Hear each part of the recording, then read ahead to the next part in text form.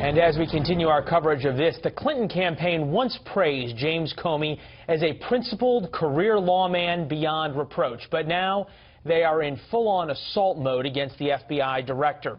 In Florida, the candidate herself called his actions troubling and unprecedented. Our Mike Emanuel traveling with the Clinton campaign in the Sunshine State.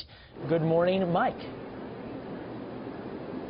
Well, hi, Leland. Yeah, with time becoming ever more precious in this campaign, Hillary Clinton is already making her third stop so far today.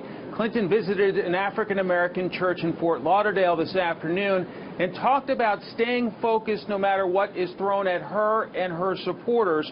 Earlier, she spoke briefly at an early voting brunch here in Miami. This as her campaign is facing more questions about her email investigation. Her closest aide, Huma Abedin, is not on this trip. It was thousands of Abedin's emails on her estranged husband's laptop that reignited the FBI probe. Clinton's campaign manager expressed frustration with FBI Director Comey and tried to minimize the latest email questions. This issue was vetted through for months. Director Comey came to a conclusion. We believe that voters have already made up their minds on this issue, so we find it very strange that 10 days out that he's putting this letter out there.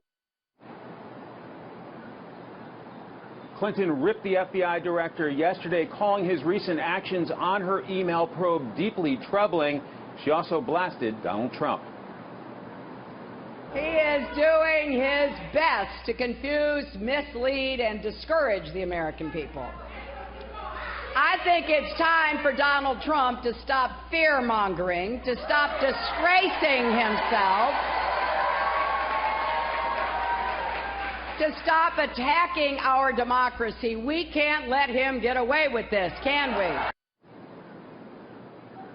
This hour, Clinton is at a soul food restaurant in nearby Fort Lauderdale. She's trying to make sure a key constituency for the Democrats, the African-American community, turns out to vote. Leland?